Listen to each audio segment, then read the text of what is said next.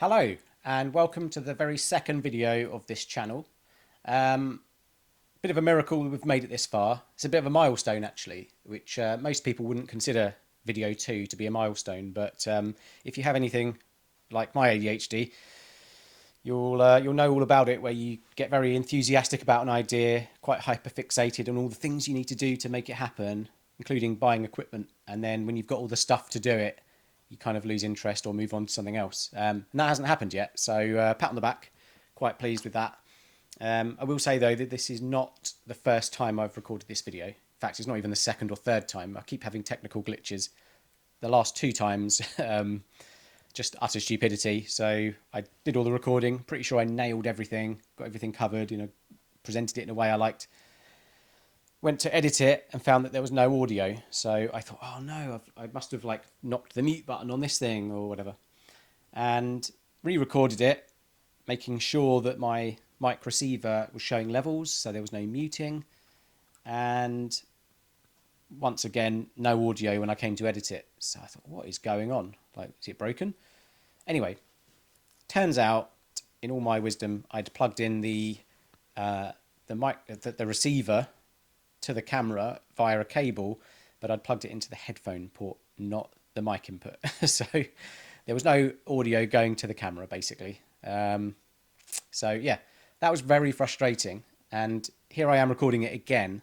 And one thing I've always suffered with, which I'm not sure if it's autism or ADHD or what, but doing something again that you've previously done, having to do it again because of some cock up.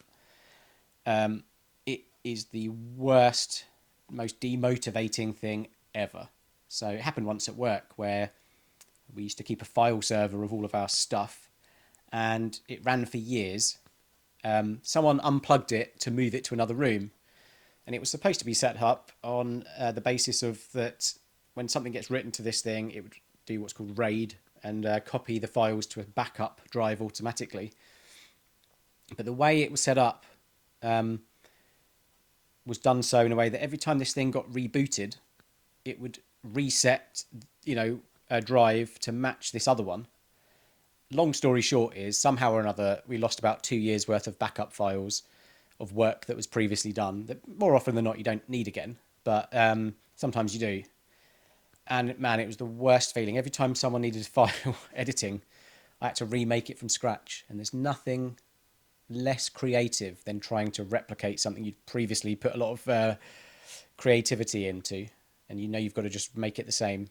It's just, oh man, thinking about it just hurts. And anyway, so doing this video feels a bit like that in a way, but kind of not, because I'm doing it off the cuff. So on my last attempt at doing this video, I actually wrote down a bunch of notes because I thought, I don't want to forget everything that I wanted to talk about. But then I just couldn't do it in the same way. I think I'm someone who just has to kind of wing it. That sounds wrong, doesn't it? Makes it sound like I'm not really putting in the effort. But if I have notes, I feel like it totally stifles my creativity and my thought process, which possibly is a good thing for the listeners, because my thought process does tend to be very tangential.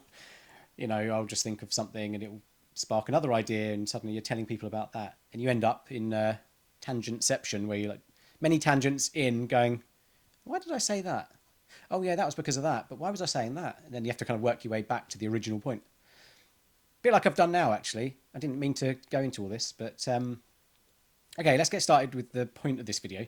So in the last video, I said that I would cover in this one life before any kind of assessment or diagnosis, sort of leading up to that.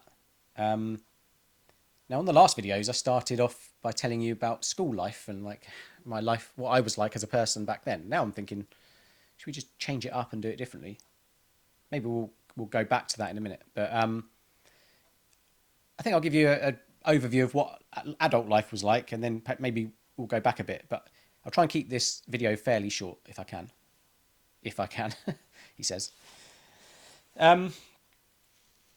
So, as an adult, and probably as a kid as well, but thinking of an adult, I've always been a massive people pleaser. So if someone wants something of me, no matter how much I feel like, oh, it just adds so much stress, I want to be able to say no. I've always been the kind of person who'll say, yeah, it's fine. And then when people offer to pay me money for the things they're asking me to do, I'm always like, no, don't worry about it. Because I feel bad charging the money, even though I shouldn't, because I'm giving up my time and they're willing to pay for it. I just always have been someone who's like, don't worry about it, or I'll do it at like really undercut rate. And I have got better at that in recent times, where I'll either just tell people like, I just don't have capacity. I'm already up to here with all the things I've got to do. But yeah, generally, I've always been a massive people pleaser. Never want to upset anyone. So, and that's probably a good thing. Who wants to upset anyone? I don't know. But the point is, yeah, in order to not upset anyone, I've always gone out of my way and upset myself in a way to please others. And that could be, yeah, people, I do web development and app development. And throughout my life, people would always come to me if they want web stuff or logos created and things like that. Maybe thankfully for AI now, that does a lot of that stuff for people. So perhaps I'll get asked less. But I've always been asked in the past, and I've always said, sure, even though inside I'm like, rush of anxiety, rush of dread that I have to commit to these things. But that, aside from work, it would be people pleasing to go places, restaurants, someone will say, oh, do you want to go out for a meal? Well, my ex-partner particularly might be like, oh, I want to go out for dinner. And I'll be like, okay, even though really I'm thinking, oh, I could do without spending more money, or I don't really want to go out into what I now understand. I don't really get on very well in busy places and loud places, bright places, places where you're like sat in the middle, surrounded by loads of people, or like to be more at the edge. All these things that would put me off saying yes, but I say yes anyway. And often I might want to go out for a meal, and I'd be the one saying, shall we go out? And I'd perhaps say, I'd like to go to this particular place. But in general, if someone else doesn't want to do my idea, I'm very quick to just to go, okay, what do you want to do then? And it doesn't matter if I really don't want to go to a particular place, I'll just go along with it. And I think that's probably not been the best for my health. I mean, mental health and physical health in a way, because kind of side topic, tangent, incoming. For years and years and years, I've had incredibly shaky hands. And I've always wondered, like, why are my hands so shaky? And it goes back to like when I was 17. I remember my dad, I picked up the water at the table and I was pouring the water, and my dad went, can I get you a whiskey? And I went, what do you mean? He went, your hands are shaking a lot. It's like, as it making a joke as if I was like needing a drink or something. And anyway, so I think now, I genuinely think that I have shaky hands because my nervous system has been shot from masking and autism and ADHD, really. Because I think I didn't realise how much of an anxious person I was. I knew I was anxious, particularly like in recent years. I've understood how anxious I am. But I think for most of my life, I don't think I really quite understood how anxious I was and like where it all came from. And I'm only now learning like where a lot of it comes from YouTube and other people saying like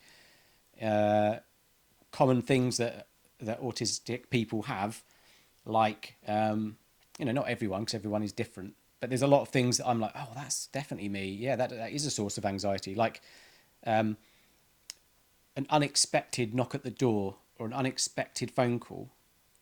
I had one this morning, and when you see the number and you don't recognize it, you think, well, someone's needing me, but I don't know who it is, so I don't know what to expect when I pick up. Who am I getting on the other end of the line? What do they want from me?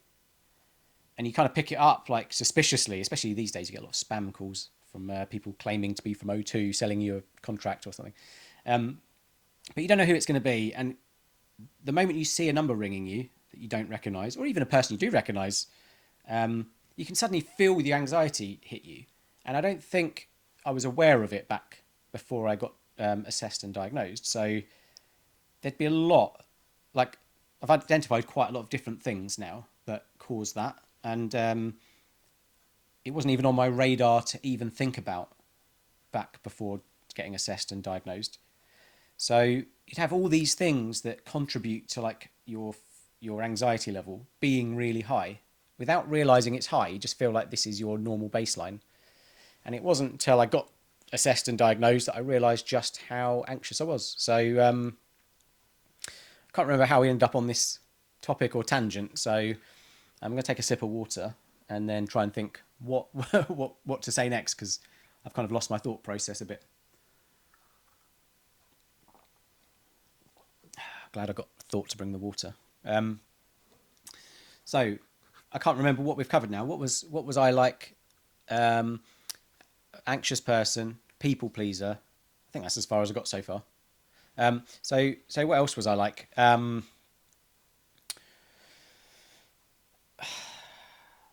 Forgetful. That's another one. I mean, being so forgetful, I really ought to have those notes, but I did feel like it stifled my thought process and creativity. So it's probably best I don't have the notes. So yeah, incredibly forgetful. Not so much with birthdays. And I think with ADHD, being time blind and possibly a bit of object permanence means that you don't tend to plan ahead or think about things coming up that are in the future, like people's birthdays. So generally, I don't think I've ever forgotten someone's birthday in my family who I would like buy presents for. Never forgotten. And there's certain family members that I just don't know when their birthday even is. So, is it fair to say I forgot? Because I don't think I've ever really known. If you know, it's never been in my memory.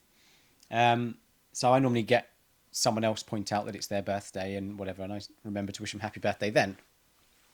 Or I'm prompted to. I guess I shouldn't say I remember to. But yeah, for people's birthday who I should remember, like my children or my ex-partner, yeah, my sisters, I know their birthdays, and my brothers. I just don't know I know my mum's birthday actually because it's near Mother's Day. My dad's is near my brother's, but I can't remember the exact dates of theirs. Like June, but I don't really remember the exact date.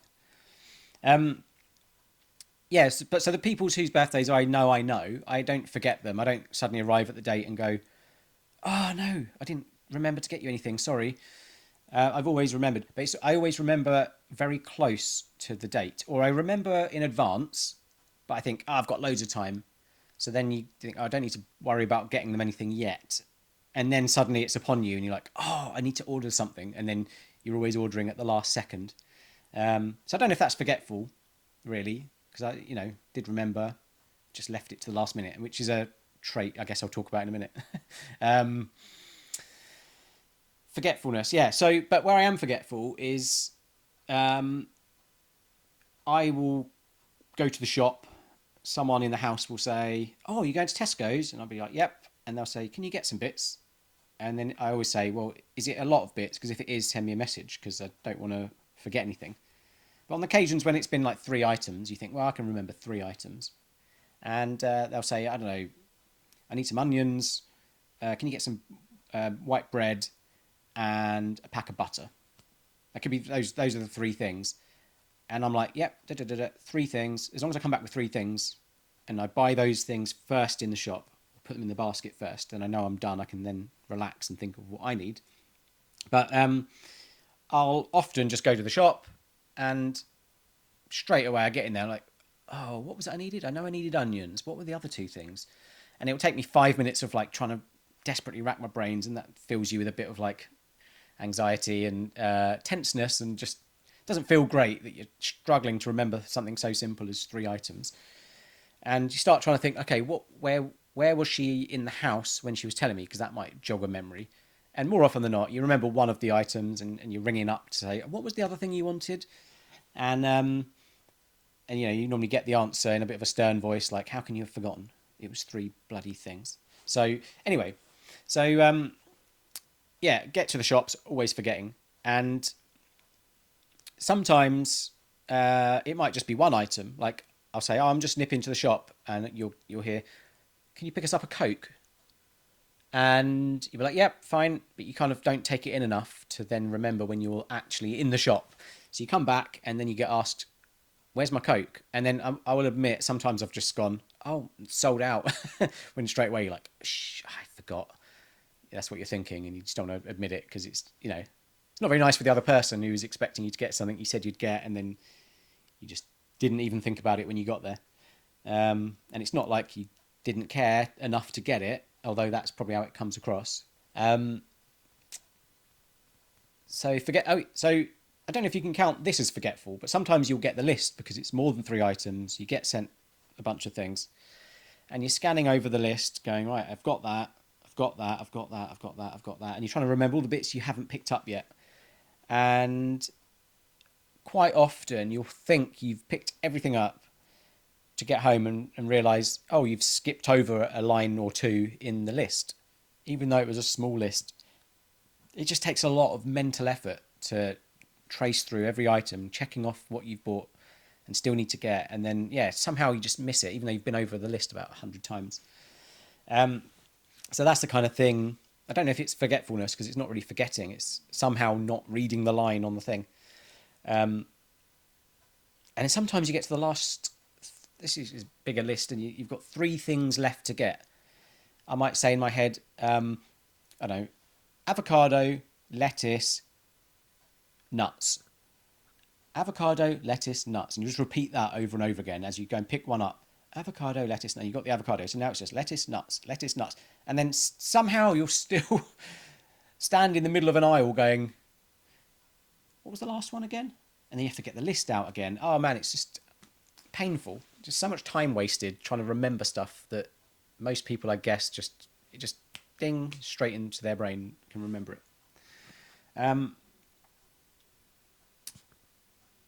Talking of forgetfulness, I've totally forgot where I was going with this and where I was going next. Little anecdote. When my ex-partner was pregnant with our second child, I think it was, she had a craving for raspberries, so she sent me out to get raspberries, and I came back with a whole bunch of items, but no raspberries, and she said, where's the raspberries? I went, oh, sorry. She went, you literally went out to get raspberries. You come back with all this other crap. I was like, yeah, sorry. And we live really close to a shop, so, no harm done. I'll be back in 5 minutes. And off I'd go. And I came back second time, whole bunch more items, and still no raspberries. She went, what happened to the raspberries? I went, oh, yeah, sorry. Yeah, and I didn't lie. I just said, look, I'll go back out and I'm only going to buy raspberries. So I won't pick anything else up. So off I go. Did come back third time lucky with the raspberries. But it took 3 trips to go out to get specifically raspberries, and then the first 2 trips I just came back with a whole bunch of extra stuff I didn't need. Just found myself in the shop thinking, oh, I'll have some of that. Yeah, that looks nice. Oh, should we have that for dinner? Yeah, and then just didn't get the thing I went out for. So kind of along the lines of forgetfulness is misplacing things. I don't tend to lose things so much, because I think I normally, if I can't find it, it's because I've put it somewhere unexpected. It's not really lost. So I'd classify lost as being like, it's gone, you're never seeing it again. Like, I don't know, you're at an airport and you put your wallet down or something. You're probably not going to find it again an hour later because someone will pick it up, take it, or hand it in somewhere that you can't find. I don't know. So yeah, I think I'm a misplacer all the time. I used to lose my keys all the time, so much so that my the keys on my bunch of keys has a key ring that says, if found. So I think most people would read that expecting to say, like, please return to. It says, if found, it's because I've lost my effing keys again.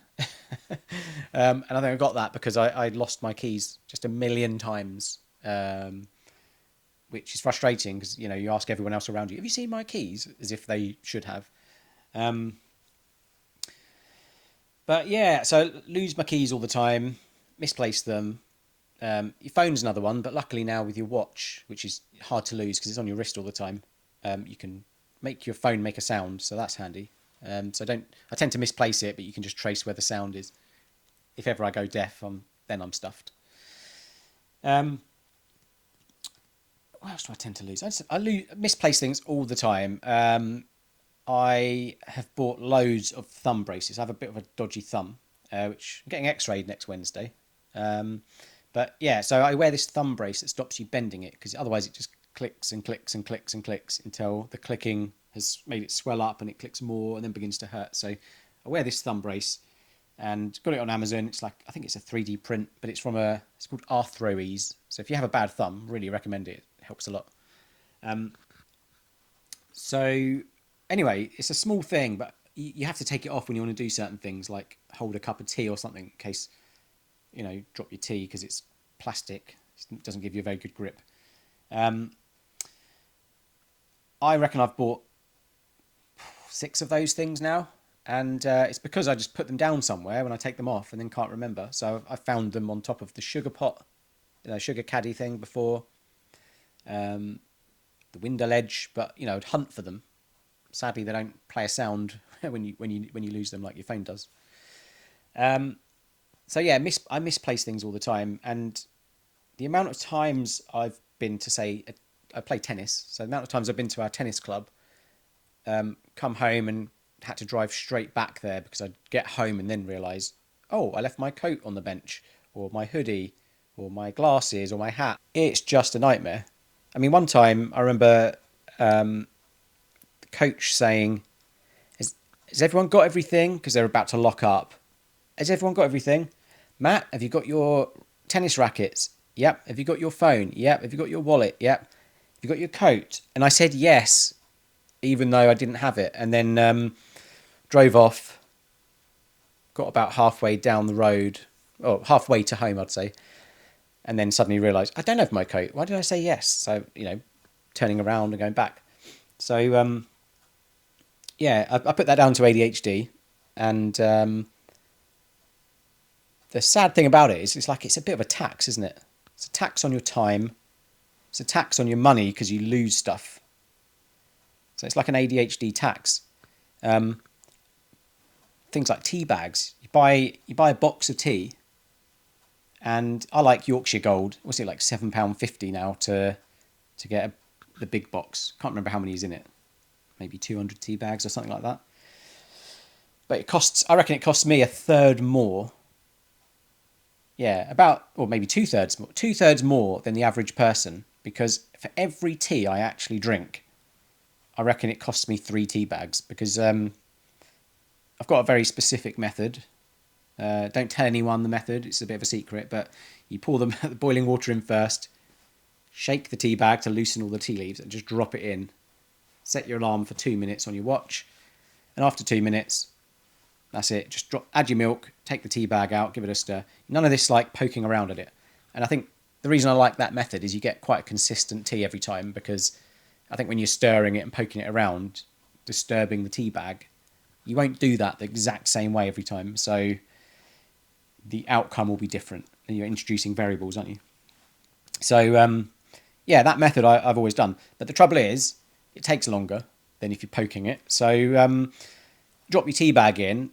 Imagine just standing there, doing nothing, watching this tea bag brew for 2 whole minutes. It just can't be done. So what I normally do is I set my alarm, and then I'll go and find something to do for 2 minutes. But obviously, nothing can be done in 2 minutes. By the time you've got to what you're going to do, started doing it, there's no way you're done in 2 minutes. So what happens is, you get stuck into something, your alarm goes off, and you're like, oh, tea's ready. Turn off the alarm on thinking that I'll get up in a sec. And then, I don't know, 10, 15, 20 minutes goes by, and you're like, oh no, my tea. So off you go check out your tea, which is just this stewed mess that you can't possibly drink. It's all layer of scum has formed on top. So pour it away, get a new cup out. So, as well as the tea bags that you're wasting, you fill a dishwasher a lot quicker, which means you're taxed on electricity running the dishwasher more often because you're washing more stuff, I think. Yeah, just get through more cutlery and cups and all sorts by being forgetful. So yeah, eventually I'll get a cup of tea, and then a lot of the times you'll get stuck into something with the tea sat there on the table, and you'll forget because you're too engrossed on the work you're doing on your computer to even drink the thing. So yeah, there's times where I've taken three attempts to make a tea, only to let it go cold, and then it's no good. So then you end up making a fourth or a fifth or a sixth before you ever even drink one. So yeah, it is a huge tax on in so many ways: time, money. Yeah, that's probably the only two things, isn't it? Time and money. Anyway, where was we? So we were talking about other things. Life before diagnosis. Zoning out of conversations. Okay, that's just sprung to mind. Up until now, and the point at which I decided I would get assessed and diagnosed, I don't think I've ever, certainly not as a working adult, I don't think I've ever been in a conversation with someone and been fully engaged, knowing what is going on and being said. I just don't think that's ever happened. Now, I'll tell you about why it's happened now for me. But yeah, it's just you'd be chatting to people and nodding along and zoned out, like where you're just totally away with the fairies. Like you'd be thinking of other things. Sometimes you wouldn't even be thinking of anything. You'd just be, I don't know, in a daze. And eventually you'll realise, oh, I'm supposed to be taking part in this conversation, and you'll be back in the room, and yeah, you won't know what really has been said. So you'll be like, oh, really? Yeah, really, yeah.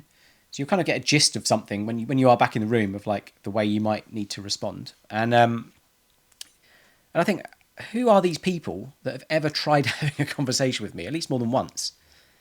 They must know I'm not contributing anything, because I think the only way I can contribute is by asking questions that are kind of semi-related to what we've been talking about. So I might know roughly what the topic was, but I don't know what was said in that. So the only thing you can do is sort of nod along. Oh yeah, really, yeah. And then ask a question that kind of suggests that you were paying attention. And the trouble is when you ask a question, it might be that it's completely irrelevant to what they just said, or contradictory to what they've just said, or maybe they've literally just said the answer to that question, and then you're asking the question, which proves you weren't listening. And that was always a source of conflict in my relationship with my now ex-partner. The amount of times I would ask a question, which I guess maybe subconsciously you heard what she said, but not consciously. So then subconsciously you heard it and then asked a question that was exactly what she just said. But the amount of times she would say to me, I literally just said da-da-da. And it's because you'd be focused for like this very minute split second before your brain just wanders off. And then they'll say whatever they've said, and then you'll be back and then ask the question that's like, I literally just said that. I can't imagine how frustrating it must have been. And also, it seems like you don't care, because if this person cared, they would pay attention. But it's not a choice for your brain to wander off. So that's always been a problem for me. So I said I'll tell you why it's not so much a problem now. It's not even anything so much related to do with having been diagnosed or anything like that. But I think it was the day it was decided that we were going to separate. My son had a tennis tournament to go to, so I took him to that. And I can't remember. I don't think it was the day we decided to separate, because that happened late at night. But I think it might be the next day or sometime after, where it wasn't. I kind of left the door open to maybe not separating and seeing if we can sort things out, waiting for an answer on that. And I feel like maybe the day that I took him to the tennis tournament was actually the day that it was like, no, I'm not open to that. I think that might have been what was going on. But anyway, the day of taking him to the tournament, my brain was like swirling, and I was so stressed and anxious about everything, which I think now might be an autism thing, uncertainty, because suddenly, okay, we're separating, loss of control of what's happening, very uncertain future, which is just scary, and change, things like that. I'm a very routine person who needs routine but can't stick to one because of the ADHD generally. But certain things have been routine, like my whole relationship throughout my life has been the same one with someone I met when I was 16. My job's been the same one since I finished university. There's been a lot of sticking to things. And now that's all like up in the air. So I think I was extremely stressed and my head was a whirlwind, just racing thoughts that just really stressful thoughts. Had to go to this tournament. So I think at this point as well, I decided I probably am ADHD, so I need to get assessed. And on the assumption that I was, I asked the AI for supplements that can help with the traits of ADHD, and I listed out the particular ones, and also I added something for stress. So anyway, it gave me a bunch of recommendations, and I went to Holland and Barrett with a basket, and I went around picking up just all these different items. Lady in the shop came over and said, do you need any help? And I said, yes, please. I'm looking for X, Y, and Z. And she looked in my basket and thought, this guy's got a lot of stuff already. She said, can I ask what that's for? And I said, symptoms of ADHD. I'm just trying to lessen those. She went, I thought as much just by what I've seen in your basket. I think, take this. I would put that back and start with that combination of things. And I said, yeah, the one though that I did want to try is rhodiola, because it says that one would be fast acting within 30 minutes and it's a good stress and anxiety reliever. And she said, yeah, okay, that's over here. Take that. And anyway, so I went away from Holland and Barrett with a bag full of goodies, and the rhodiola, oh man, that was life-changing. So I was sat there in the car at the tournament, having just been to Holland and Barrett, and head swirling. I think we're there like 20 minutes early. So I said to Dom, before we go in, I just want to take one of these tablets and see if it helps how I'm feeling. At this point, he didn't know what was going on with his mum and dad. So that was a source of stress, just having to keep everything bottled up. And there's another thing I should talk about later, is how much of a bottler I am. But anyway, yeah, so I was sat there in the car, took one rhodiola. The AI suggested it could work as fast as 30 minutes. And I would say within about 10 minutes, my racing thoughts, maybe even less than 10 minutes. Yeah, my racing thoughts slowed down to the point where you could feel it. And like, oh, I'm starting to feel really calm. And it was almost like tuning a radio where you've got all the fuzz, like, and then as you get to the tuning, all that fuzz fades down and you lock in on the tuned in frequency, and it's like all that static has gone. It was a bit, that's how best way I can describe it. But my head just felt so calm and quiet and peaceful. And I was like, oh my, I've never felt like this in my life. But it kind of made me think, is that what most people feel like? Because I never thought that I had a really busy brain. I just didn't think I had a busy brain. I've read about ADHD and people having like a million thoughts racing through their head. And I think in that moment, it was like an extreme level. So I did feel it. But I think on a day-to-day basis, I never thought I had a really busy head. And but having taken this rhodiola and suddenly realised what a totally traffic-free brain feels like, I'm like, wow, this is amazing. I'm so jealous if this is what people experience day to day. So anyway, I carried on taking this rhodiola, and I haven't taken it for a while now, but even having not taken it for months, because I don't feel like I need it right now, but even having not taken it for months, I feel so present, which is amazing to feel, because I don't think I've ever felt present in the moment. But yeah, having taken the rhodiola, I did. I just and it made me really feel a lot of grief actually over the fact that I haven't been feeling present throughout my whole life. You know, I've been physically in a place and my brain will be somewhere else. I'll talk more about that in a bit, but specifically at the tournament, what I noticed was, having taken this rhodiola, I went in there and you talk to the other parents when your children are playing against each other. And I had probably 3 different conversations that lasted 30 to 40 minutes each with different people. And I was in the conversation and paying attention, responding appropriately instead of just guessing and asking random semi-related questions, hoping to appear like I was listening. And I was like, the rhodiola's done that, because it's cleared my head and allowed me to not zone out. I didn't zone out once. And I was just like, this is amazing. So not to, I don't know if I should be recommending, it's a supplement, so I think it's all natural. But all I can say is for me, that rhodiola, I think, has been life-changing, because ever since taking it, I haven't zoned out of one conversation, not even once, I'd say. And the moment I realise that I have done that, I will start taking it again for a while, because I think it says don't take it like permanently.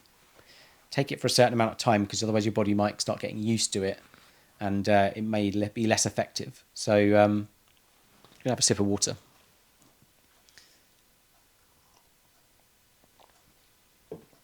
But yeah, having been to this tournament and spoke to so many people for so long, it was just unbelievable. It's so unlike me. But yeah, the grief. So you hear of people who have been diagnosed ADHD or even autistic, and then they go through a period of grief where they're like, I grieve the life that I could have had if I'd have known sooner. Because I think knowing does make a huge difference to your life. It has done for me so far. And I'm sure it will carry on making a difference. But yeah, I felt this grief later on about now I've experienced what feeling present is like. I'm so aware of how not present I've been. So I said I would talk about that. So a thing that sprang to mind when I said that was all the times that we went to the zoo as a family, which was quite a lot, because every Christmas, someone in our family would buy us gold passes to our local zoo. So you could just turn up whenever you want, stick around for an hour, go home, or the whole day if you like. But you never had to pay an entrance fee, so you could keep going back whenever you wanted. So we did. We went back quite a lot. But I can remember now, and at the time, as I say, it's less obvious in the moment. But now looking back, I'm like, oh, it's sad, really. I used to go around the zoo, a bit of a zombie. You'd be there, the kids would run off to play in the park bits a lot of the time, and you'd be kind of, well, when you walk around looking at the animals and all sorts, you would kind of be there physically, but your brain is just wandering off elsewhere. And it was kind of like, I remember one time feeling really out of body. So it's almost like you could see yourself from up here looking down, and you're just this person, just this shell walking around, not really engaging with the people you're with. And if they talk to you, you'll kind of respond, but again, in that zoned out way. And again, not a choice. So it's not, I don't feel like, oh, it's my fault. But since taking the rhodiola, I've not had that. And yeah, so having experienced what present feelings are like, where you really feel like you're there and enjoying the moment, you're not zoning out and wandering off, you're not a zombie, you're not out of body experiencing what's going on. Yeah, it was like some immense sense of grief, really, over and guilt, a lot of guilt over the fact that, well, I know I wasn't there, so I must have not felt like I was there with the kids, or like I didn't want to be there almost. But no one ever said that they thought that. But I imagine that's somewhat like it would have felt, like I'm just this empty shell coming along, like not really contributing to anything, which is really sad. Like, saying it now, I'm like, oh, I wish it was different. But what's incredible is just how much the rhodiola changed my feeling of presence. And even though I'm not taking it now, I still feel very present in everything I do. So it's almost like it's unlocked a piece of me in a way. I mean, as well as the rhodiola, I did start taking other things like magnesium before bed, and I still do that. It's supposed to help with sleep because, well, there's another thing I could talk about: sleep. Throughout my whole life, I've never been someone who can make themselves go to bed. And I think when I do eventually get myself into bed, I can fall asleep reasonably quickly. But making myself do that is just, it just doesn't happen till stupid o'clock. And that's just how it's been my entire life. I remember it being at school, and my dad would get up to go to the toilet in the night, and he'd see my light on in my bedroom, open the door to expecting me probably to be asleep, having fallen asleep with the light on, and I'd still be up on my computer, like learning 3D animation or working in web development. And I'll be 13 years old at 2 in the morning, and he'll say, "What are you doing? You've got school in the morning." And I'll be like, yeah, I'm just finishing up what I was doing, and I'll go to bed. And he'd be like, "No, you get to bed now." And he'd close the door, and maybe he'd still stay up for 15 extra minutes. But you'd go to bed at, 2 or 3 in the morning sometimes on a school night, wake up for school, not be very alert, I suppose, and then just do it all over again. And that's the way I've lived my life, most of my life, as a kid, as an adult. And as I say, it's not that I can't fall asleep, it's that I can't make myself go to bed. And one thing I think might be a reason for that is I've seen on other people's like lived experience videos of autism, and I really agree with this for me, is a need for solitude. So you need everyone else to be in bed before you can relax. And that's probably true for a lot of parents, whether you've got any neurodivergence or not. But it's almost like, while there's any consciousness that's not just your own in this house, so like obviously when people are asleep, they're unconscious. But if someone was upstairs in their bedroom right now, doing their own thing, and they're going to be there for 2 hours doing whatever, drawing or something, whatever, I wouldn't feel like I can relax or even unlock a bit of my brain that lets me be creative and just spread my thoughts out if there's anyone awake or in this house conscious. So when people go to bed and they're unconsciously asleep, I feel like I can now fully be myself. My brain can unroll and I can be creative.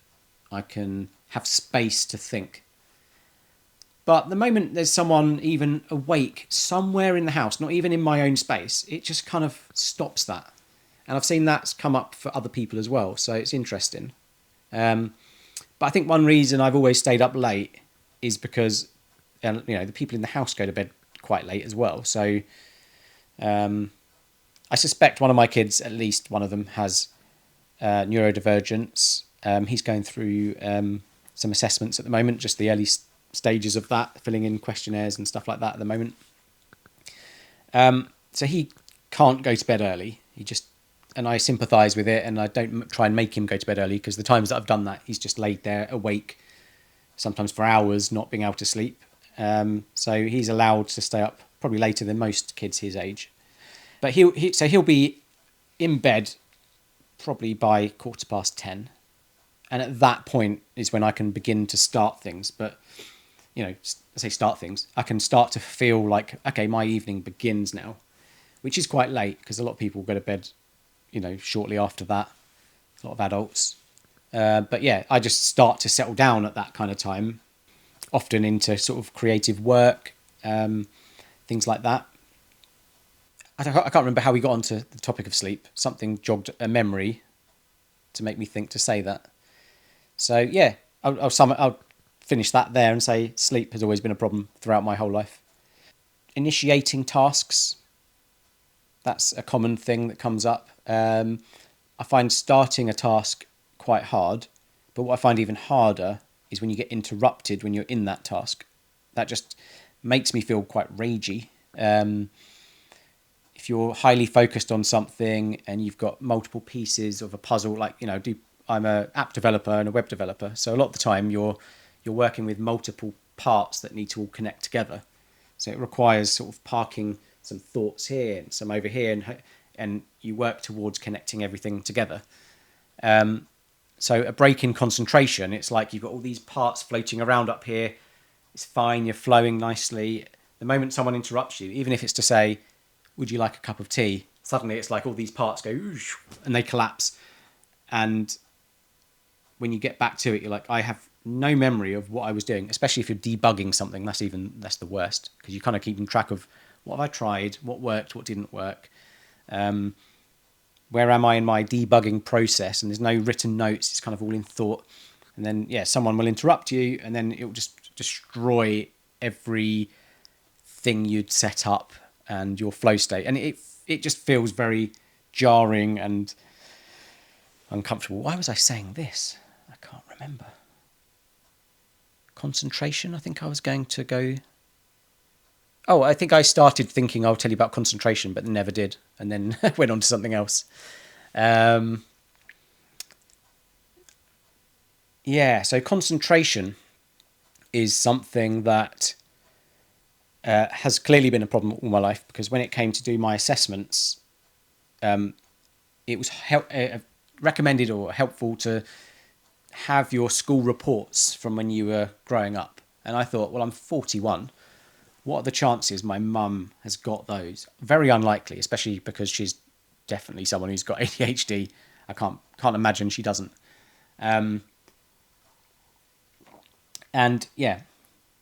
Keeping track of things for a long time isn't something someone with ADHD normally has. So I assumed she wouldn't have them, but I thought I'll ask anyway. Anyway, turns out she had kept them, everything from primary school through secondary. And I thought, when I looked at my school reports, I thought, back when I was at primary school, I'm going to have glowing reports. They're going to say that I worked really hard, did everything to a high standard, was a pleasure to have in class, which, to be fair, I think they didn't have any problems with me being in the classroom. They thought, I think I was really polite and a nice person. So the reports did often say things like that, like, oh, he's a pleasure to have in class. But the thing that always came up in every single report was must concentrate more, must concentrate more, must concentrate more. It's just a recurring theme. And I think even at secondary school, one of my reports said, Matthew has appeared vacant as of lately.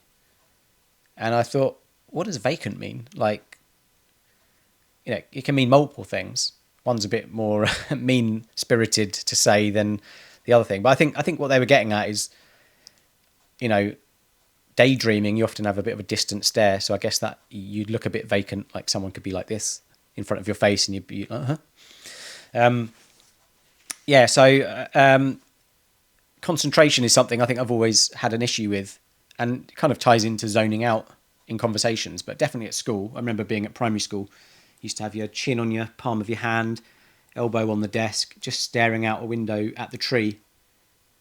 Whatever's going on outside, not much, just the tree blowing in the wind mostly, maybe a squirrel every now and again if you're lucky. But yeah, just zoned out, not really paying attention to anything, not even thinking, just in a state of zen, I guess.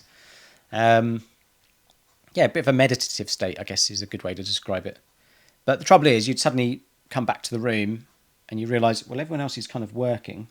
What am I supposed to be doing? So I'd often just try and figure it out based on what I can see people around me doing. So a little funny side story, anecdote / tangent, is that as a kid, I attended a private school from the age of 3 to... how old was I? Year 5. So probably about 9 or 10 years old. So I think I got about halfway through, maybe a bit more than halfway through year 5. And the school wanted to keep me down a year because I started when I was 3, because I'm born in October. So I'm either going to be the oldest in the year or the youngest. So I started earlier and I was the youngest. So I think eventually, when the work became less creative and more academic, I started to struggle with the work. So they wanted to keep me down a year, and I never liked this being at the school anyway. So my thoughts were, well, everyone's going to move up without me. That would be really depressing to be stuck while they move on. And then obviously then I've got mixed with the year below, who to me seemed really immature at the time. Certainly some of them did anyway. And I thought I'd rather move to a different school. But one of the reasons I absolutely hated being at the school is the uniform you had to wear. You had to wear a shirt, button done up, tie, blazer, like smart shorts or trousers, proper school shoes, not trainers, a cap, if I didn't already say that, and you had to carry a briefcase with all your books and pens and papers in it, and protractor, all that kind of rubbish. And one thing I've always hated about being at that school was just the stuffiness of the clothes. Like, I can't bear to wear a shirt done up, tie done up. I remember when at my own wedding, the moment the ceremony was done and I think the pictures were done, maybe even before the pictures were done, I took that thing off my neck straight away and just undid the button. I was like, oh. And someone actually commented that I'd made myself look scruffy the moment I possibly could. And I just don't like to feel like I'm being choked by tight clothing. So anyway, as a kid, I had to grow up wearing that smart uniform all the time. And the whole place was quite stuffy and I just didn't like it. So anyway, when the chance came to say I'd like to move because, well, I'm being kept down a year, that's a good reason to now escape this stuffy place and stuffy clothing and try and move to a new school. So I asked to do that. And then I got moved to a public school called Summercroft. And the first thing I remember when I got there was that people were just wearing soft polo shirts, buttons completely undone. Still smartish shorts, but they were a little bit less stuffy, I remember. Trainers at lunchtime, you could play in the playground in your trainers, and then indoors you'd switch to plimsolls. So you never wore like proper, like leathery, smart shoes. But more importantly, yeah, you could wear a polo shirt with an open button. And that was like the thing that I loved the most when I got there. I think when I first got there, I remember thinking, oh, the people here, they seem so different to what I'm used to. But I never really was that friendly with the people at the other school. So it's not like I left there thinking, oh, I'm going to miss all my friends. Because I remember being at the private school and I kept myself to myself a lot of the time. Like I wouldn't go out and play football with other people because I never had no interest in playing football anyway. And I'd often watch, but I wouldn't know what was going on. I didn't know the rules. Just didn't want to mix playing football. It just didn't appeal to me one little bit. But I was quite happy to people watch everyone else doing it. So from an outside perspective, teachers probably thought, oh, poor kid, he wants to play and he's not able to, you know. But I never did want to play. I just was quite happy watching. But anyway, so moving to Summercroft, the people were different. The things that would go on in the playground were just different. And I remember it's so much more relaxed. And eventually, obviously, I got used to the people that were there. And then they're my best friends today. Still the ones I made at primary school. You know, a handful of people from primary school I've just kept in touch with my entire life. And they're the closest friends I've got. I turned up on my first day to school wearing this new uniform, which was not a uniform. It was like polo shirt and shorts and some trainers and some plimsolls for indoors with a briefcase because, still need books and pens, presumably. And I got there and the first thing another kid said to me was, why have you brought a suitcase to school? And I was like, it's a briefcase. It's like for books and pens. And they're like, what books and pens? Because at this school, you just got handed a worksheet and you did need a pen. So you needed a pencil case. That was about it. And the pencil case didn't need much in it. It just needed a pencil, a pen and a rubber sharpener maybe. The funny point is that I was basically Will from the In-Betweeners, briefcase wanker, because I went from a private to a public school, slightly different circumstances, but went from private to public, turned up with a briefcase. Yeah, it's funny thinking about like I was briefcase wanker, but it was primary school, so I think people were a little bit less forgiving at secondary, I guess, than they would be at primary. Just one more funny thing about being there is, so people, I don't know if I'm dyspraxic or not. I don't think I would be, but maybe spatial awareness isn't my strongest point. Oh God, I said I'd keep this short. How long have I been going? It's 1:15 now. I feel like I might be over an hour. So apologies if if you're still here, well done. We always used to have to mount our work on a coloured piece of paper. So that involved doing it on A4 paper, but then trimming off the edges so that, you had the coloured background bit of paper that you stick your work onto. Once you've mounted it, can then show through because you've trimmed the edges off. So to trim the edges, we used to have to use the guillotine. So you'd slide your paper in, slide this thing across on the rail, and it would cut the paper for you in a straight line. But the only trouble is, somehow I always managed to slice through my work. And I'm not convinced that people weren't, after I did it myself a few times, I'm convinced that some other people would move my work into the line of the guillotine just because it became a thing that I would always do. And the teacher started to refer to this as doing a Matt Brummett, which is my name. Not many other people did it, but once in a while someone would accidentally slice too much of their work off and they'd be like, so-and-so's done a Matt Brummett. But for me, it was all the time, and not just a little slice. I'd really cut my work in half somehow. I don't know how it happened, to be honest.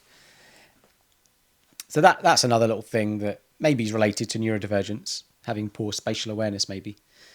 But I don't think I suffer from that greatly. I think my spatial awareness is not that bad.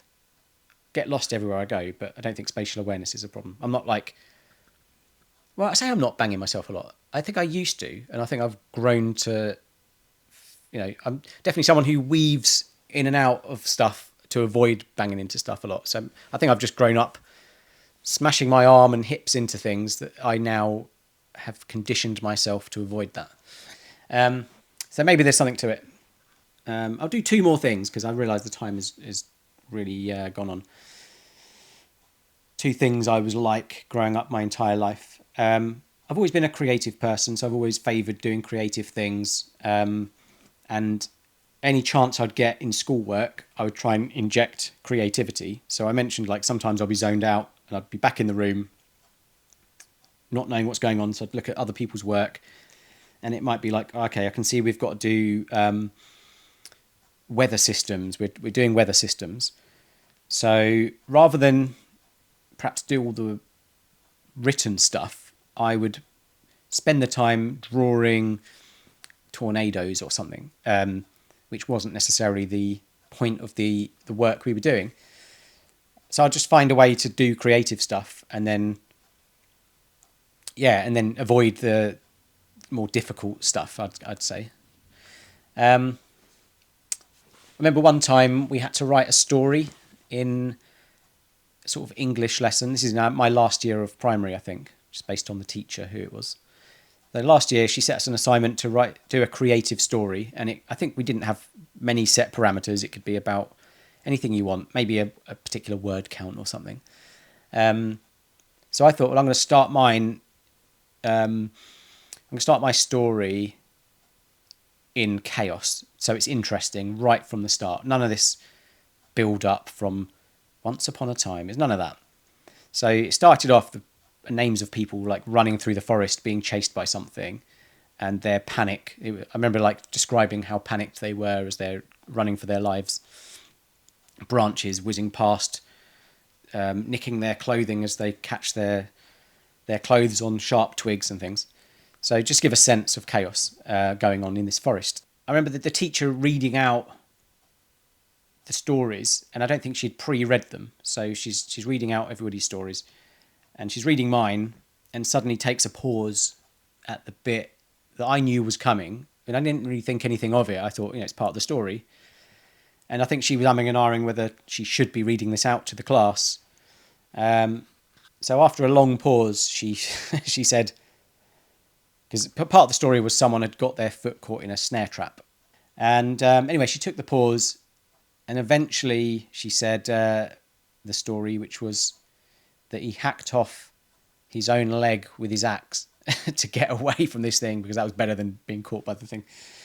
And I remember everyone just being in fits of laughter about it. And I was me thinking, Well, it's just the creative story I wrote. Well, anyway, my school report that year suggested that I stay away from bloodthirsty themes. And I don't think I'm a very bloodthirsty person, but yeah, just a funny little weird anecdote I thought I'd tell you. What was the other? I said I'd do one more point. Oh, and that was me getting lost. So I'm famously getting lost everywhere I go. And I've always wondered, I want to do one more actually after this, because I just thought of another thing that's probably a key thing about being neurodivergent that maybe other people, well, certainly other people will identify with. But getting lost. So all my life I've struggled with getting lost wherever I go. Like I could go somewhere 15 times, and even if it's a very short journey, I'll still need to put the sat nav on. I just don't feel confident that I'm going to find the way there, even if like a journey's really short. And after getting diagnosed, I looked into it because I thought, I wonder if it's related. I wonder if my getting lost is attributed to autism or anything. So I kind of started looking that up, and then found people talking about it can be quite common. Whether it's related or not, I don't know, but certainly I'm sure I have this way of thinking when it comes to directions that I saw described, and that is most people, when they navigate their surroundings, they internally will build a mental map of where they've been and where things are in relation to that. So if they go down some road, in their head, they've got this internal map of like, here's my overall surroundings. I don't know, the church is there, the shop been to before is there, the tennis club's over there, and they know where they are in that space roughly. So if they're navigating, they just instinctively know I've got to head in that general direction. They might not know the exact road names and all that, but they know that if I head in that direction, that's going to get me more or less where I need to be, and then I can fine tune it when I get there. But for me, I don't have a mental map. So the other way in which people learn to navigate, if you don't have the mental map ability, is remembering a sequence of landmarks or steps that get you from A to B. So that is the way, I'm sure that's the way that I must navigate. But the trouble is, when you navigate that way, any interruption or break in the chain of steps completely throws off your ability to carry out the sequence. So you get lost easy. So the way I can describe this is, it happened to me about 3 or 4 months ago. I live near a tennis club that I visit. I've probably been there now 700 times. So from my house here to the tennis club, it's probably a 6-minute journey, as long as there's not like loads of traffic. And it involves 3 simple turns. So I come out of my road here, I turn left. Eventually I'll hit a mini roundabout, and I'll turn left at that. Then I'll turn right at the next mini roundabout. And all of this happens within the space of like 30 seconds. So all the turns that are involved in getting to the tennis club happen in 30 seconds. Done it 700 times. And, when I go there, I'm always going from where I am now in this house. So that's my sequence. It's left, left, right, get there. Well, on one occasion recently, decided we would stop at the Co-op, the shop along the road, just to grab a bottle of water because we didn't take one from home. So for the first time, probably ever, I would guess, maybe not, maybe we've done it once or twice, but yeah, generally I wouldn't stop at the shop. But in this case, we stopped at the shop, which is on the same road. So we do the left, right, normally straight on, and it's on the road, but they've got their own little car park, so you can pull into the car park. So I did that, ran in and got a couple of drinks, got back to the car like 2 minutes later, and I drove to the edge of the car park, back onto the main road, and I said to my son, I said, do we go left or right here? And he could not believe that I didn't know just that it was right. Because how can I not know how to get to the tennis club? But I then read about this way of people navigating and thought, well, that must be it. I stopped at the shop, and then now my journey to the tennis club starts at a different place than it's ever started before. It's starting at this car park, and instead of going left, left, right, I'm now expected to go right. And so the sequence was messed up, even though like the journey was right and carry on going till you get to the tennis club. As simple as that. I didn't know the starting point. It wasn't one I was familiar with, so I couldn't do it. And anyway, so yeah, getting lost. That's all I wanted to say is since I'm telling you what life was like before diagnosis, and I think it'll always be like that regardless of diagnosis. Getting lost is something that just has always happened to me. Don't know if that's neurodivergent or not, but I thought it was interesting because of the way in which people navigate, and it did come up when I tried to find out if my getting lost was related to autism. So maybe if you navigate the way I do, it's because you have some form of neurodivergence. I don't know. I need to look more into that.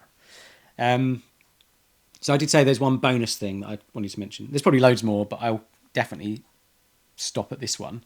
And that is eye contact. You've probably noticed when I'm talking, I look around the room. I'm not looking at the camera one little bit. And if I do, it makes me feel quite uncomfortable. I'm just trying it now. I feel uncomfortable doing this because I feel like I'm looking into someone's eyes when I do this, and it feels the same. So that's definitely a neurodivergent thing, and I think strongly related to autism. What I find is if I'm speaking, I instinctively just have to look away. It helps me stay focused on what I'm saying. Like if I'm looking at if I'm talking to someone and I'm looking at them constantly in their eyes, it's just apart from feeling uncomfortable, I'm just more aware of how I come across to them. Like partly because like at primary school, one of my friends, Matt, used to say, "Stop looking at my eyebrows," and I was like, "I'm trying to look at your eyes," and I kept, maybe it was a coping mechanism to make people think you're looking at their eyes, but I would look at his eyebrows apparently, and I think now I look at people's mouths a lot if I am looking at their face when they're talking. Kind of helps you figure out what they're saying, I think. And anyway, when I'm speaking, I have to look away. But then when someone else is talking to me, I find it easier to then look at their face. But if I look at their eyes, then I'm suddenly aware of it and I stop being able to focus on what they're saying.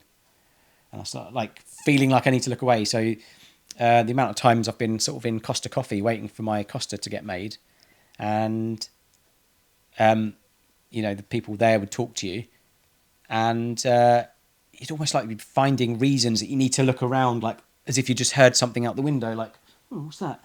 And you'd come back and they're still looking at you, and you're just like, I feel like my soul is just burning from them staring through my eyes and into my soul. I don't know, it's just uncomfortable.